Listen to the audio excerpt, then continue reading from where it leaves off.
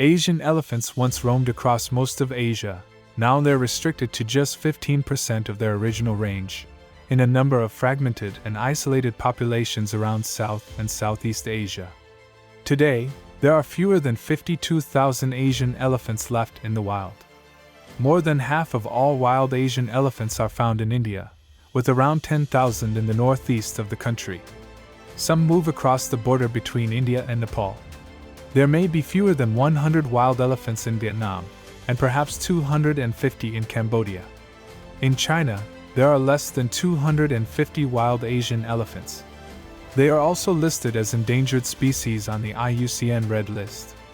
The population of Asian elephants is affected by habitat loss, illegal wildlife trade, and human-wildlife conflict. Living in some of the most densely populated parts of the world has brought challenges. Asian elephant numbers have roughly halved in the last 3 elephant generations. Asian elephants differ from African elephants in several ways.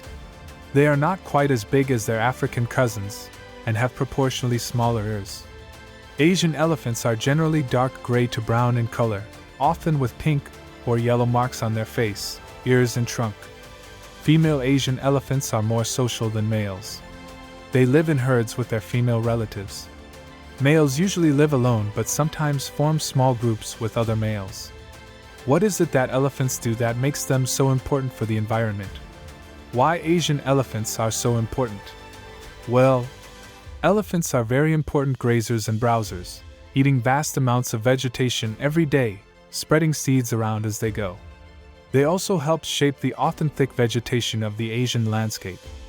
For example, in forests, elephants create clearings and gaps in the trees that let sunlight in to reach new seedlings, helping plants grow and the forest to regenerate naturally. Forests provide important resources for both wildlife and people.